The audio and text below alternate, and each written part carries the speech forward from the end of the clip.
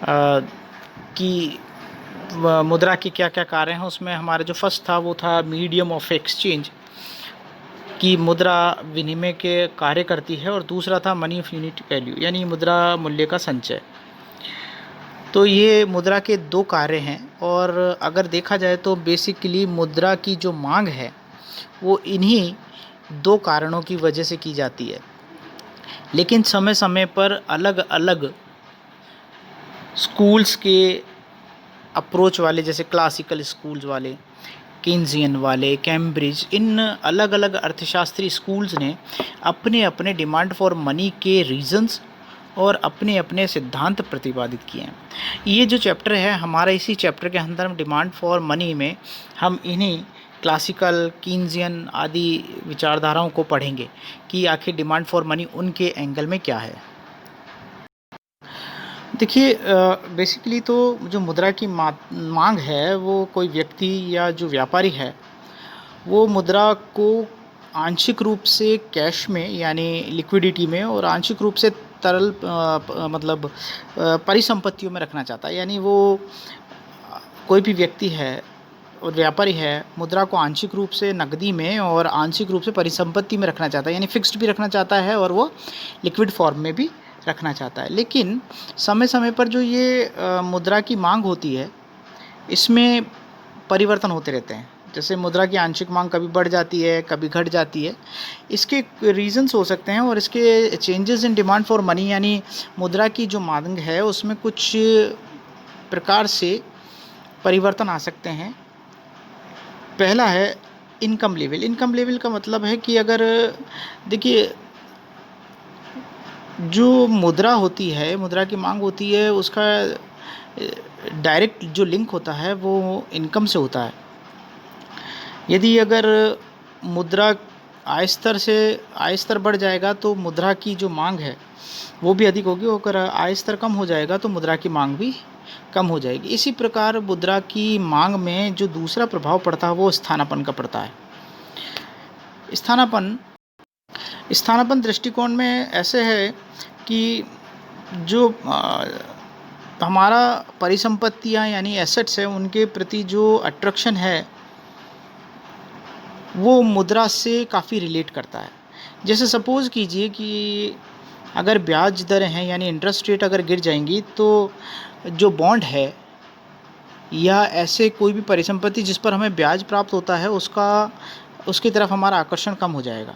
लेकिन अगर ब्याज की दर बढ़ जाएगी तो हमारा आकर्षण इनकी तरफ काफ़ी बढ़ जाएगा। तो लोग जो परिसंपत्ति होती है उसको नकदी में अधिमान देने लग जाते हैं। यानी जैसे मान लीजिए कि मैंने अभी बताया कि अगर बॉन्ड है उसकी अगर ब्याज दरें गिर जाएंगी तो ब्याज दर गिरने के कारण लोग बॉन्ड की तरफ आकर्षित नहीं होंगे, बल्कि नकदी को अधिक रखना पसंद करेंगे, क्योंकि उनके द्वारा जो नकदी छोड़ी जा रही है उस पर उन्हें जो इंटरेस्ट है वो कम मिल रहा है। तो उससे बेटर ये होगा कि वो उसको अपने पास मनी को कहीं और इन्वेस्ट करने की बजाय वो अपने पास ही लिक्विडिटी फॉर्म में रखना ज़्यादा पसंद करते हैं। और यदि अगर मान लीजिए कि अगर बॉन्ड पर इंटरेस्ट रेट ज़्यादा मिलने लग जाए तो लोग क्या करेंगे, जो डिमांड फॉर मनी है यानी मुद्रा की मांग है उसको कम कर देंगे। कम करने का आशय यह है कि लोग अपने पास तरल संपत्ति यानी लिक्विडिटी फॉर्म में कम मनी को रखेंगे नहीं, बल्कि वो उसे अधिक जो इंटरेस्ट रेट मिल रहा है तो इसलिए वो क्या करेंगे, अपने ब्याज और डिबेंचर्स वगैरह या अपनी बॉन्ड्स पर इन्वेस्ट करेंगे। तो इसका मतलब यह है कि अगर डिमांड फॉर मनी में अगर देखा जाए तो उसके जो चेंजेस हैं वो इनकम लेवल पे है। अगर आय ज़्यादा होगी, इनकम लेवल, और दूसरा सब्स्टिट्यूशन इफ़ेक्ट, इन दोनों पर काफ़ी मुद्रा की मांग का प्रभाव पड़ता है। और आगे इन्हीं अगर आप देखेंगे तो कीन्स ने इन्हीं इनकम लेवल और सब्स्टिट्यूशन जो लेवल है जिनके कारण मुद्रा की मांग में परिवर्तन होता है को आगे चलकर कीन्स ने अपने सिद्धांत में 3 उद्देश्यों में बांटा है, जिसे हम ट्रांजिटिव डिमांड भी कहते हैं, प्रिकॉशनरी डिमांड और स्पेक्यूलेटिव डिमांड कहते हैं, यानी लेन देन मांग, सतर्कता मांग और सट्टा मांग। ये इसी इनकम लेवल और सब्स्टिट्यूशन लेवल के 3 पार्ट हैं जिनको कीन्स ने अपने सिद्धांत में आगे प्रतिपादित किया। लेकिन उसको समझने से पहले हमें मुद्रा की मांग के जो 3 मत हैं, 3 अप्रोच हैं डिमांड फॉर मनी। पहली है क्लासिकल, फिर दूसरी कीन्सियन और तीसरी आफ्टर कीन्सियन यानी केन्जो प्रांत। हम इनकी चर्चा करेंगे।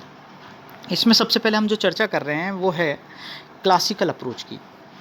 क्लासिकल अप्रोच में देखिए फिशर वगैरह, जैसे फिशर है, जेबी है, इन लोगों का नाम आता है। क्लासिकल जो विचारधारा के जो लोग हैं, उन्होंने मुद्रा के सिद्धांत में स्पष्ट तौर से कोई ऐसा सिद्धांत प्रतिपादित नहीं किया है जो डिमांड फॉर मनी के बारे में बताया गया हो, लेकिन उन्होंने फिर भी क्लासिकल अप्रोच वालों ने वेलोसिटी ऑफ सर्कुलेशन यानी मुद्रा के प्रचलन वेग पर अधिक बल दिया है। और उन्होंने ये कहा कि जो वेलोसिटी ऑफ सर्कुलेशन है उस पर ध्यान भी इसलिए दिया गया अधिक, क्योंकि वो मानकर चलते हैं कि मुद्रा जो है वो विनिमय का कार्य करती है, मीडियम ऑफ एक्सचेंज है, और ये वस्तु और सेवाओं के ट्रांजैक्शन को ईजी बनाती है। तो इस कंसेप्ट को यानी वेलोसिटी ऑफ सर्कुलेशन और मीडियम ऑफ एक्सचेंज को लेकर क्लासिकल अप्रोच की धारणा बनाई गई है, और उनमें से ऐसे पॉइंट्स को इकट्ठा किया गया है जिससे कि क्लासिकल मत द्वारा डिमांड फॉर मनी जैसे पॉइंट को क्लियर किया जा सके। इसके लिए सबसे पहले हम फिशर की बात करते हैं कि फिशर ने भी अपना इक्वेशन समीकरण दिया है। इक्वेशन समीकरण वो ये कहते हैं कि इक्वेशन समीकरण जो है वो इनका है इक्वेशन ऑफ एक्सचेंज, क्योंकि फिशर और क्लासिकल अर्थशास्त्री ने विनिमय के माध्यम के रूप में ही मुद्रा की मांग को स्पष्ट किया है।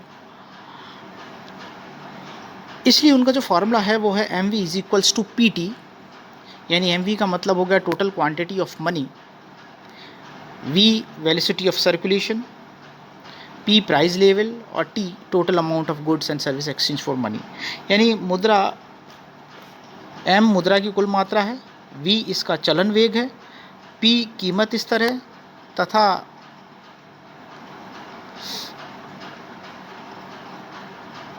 टी मुद्रा विनिमय में वस्तु और सेवाओं की मात्रा है कि मुद्रा विनिमय में वस्तु और सेवाओं की कितनी मात्रा लगी है।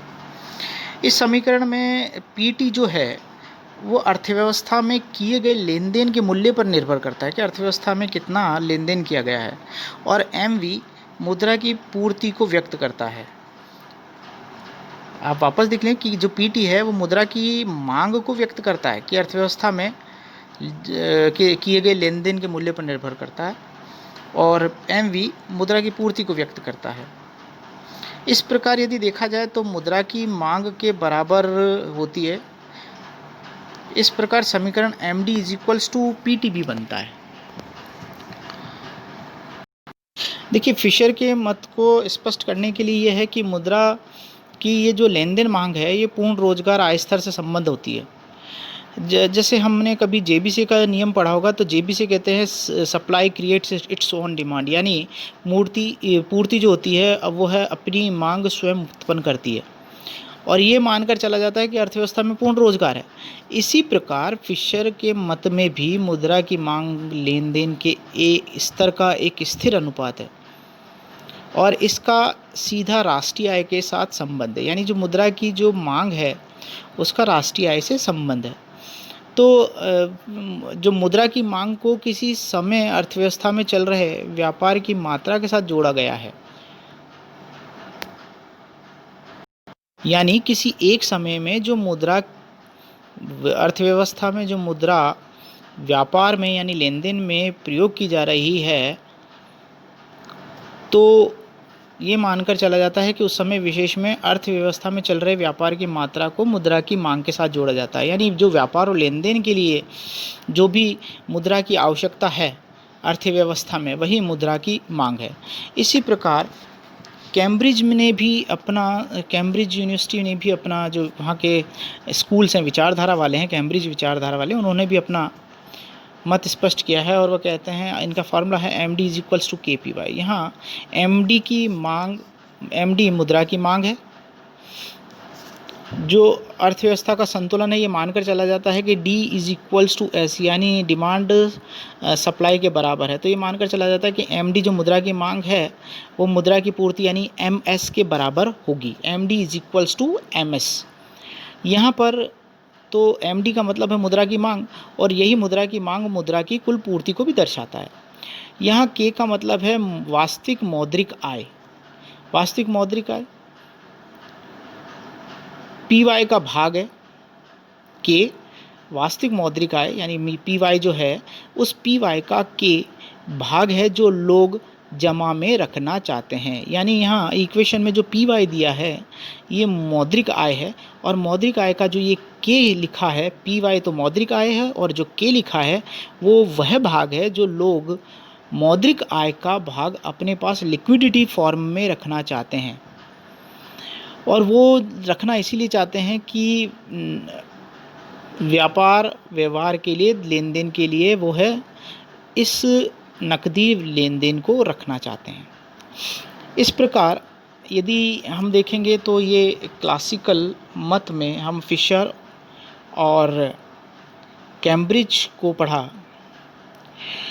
ये दोनों विनिमय के यही मानकर चलते हैं, अपने सिद्धांत को प्रतिपादित किया है कि जो मुद्रा है वो विनिमय का माध्यम का कार्य करती है, और विनिमय के लिए जो अर्थव्यवस्था में जो मांग की जाती है वही मुद्रा की मांग है। विनिमय को चालू रखने के लिए अर्थव्यवस्था में जो मुद्रा की आवश्यकता पड़ती है वही मुद्रा की मांग है। जहाँ क्लासिकल मत MV = PT में कहते हैं कि जो MV है वो मुद्रा की पूर्ति है और PT मुद्रा की मांग है जो लेन देन के लिए मांगी जाती है। उसी प्रकार कैम्ब्रिज में MD का मतलब मुद्रा की मांग है, और PY जो मौद्रिक आय है उसका एक स्थिर अनुपात के है जो लोग नकदी में रखना चाहते हैं।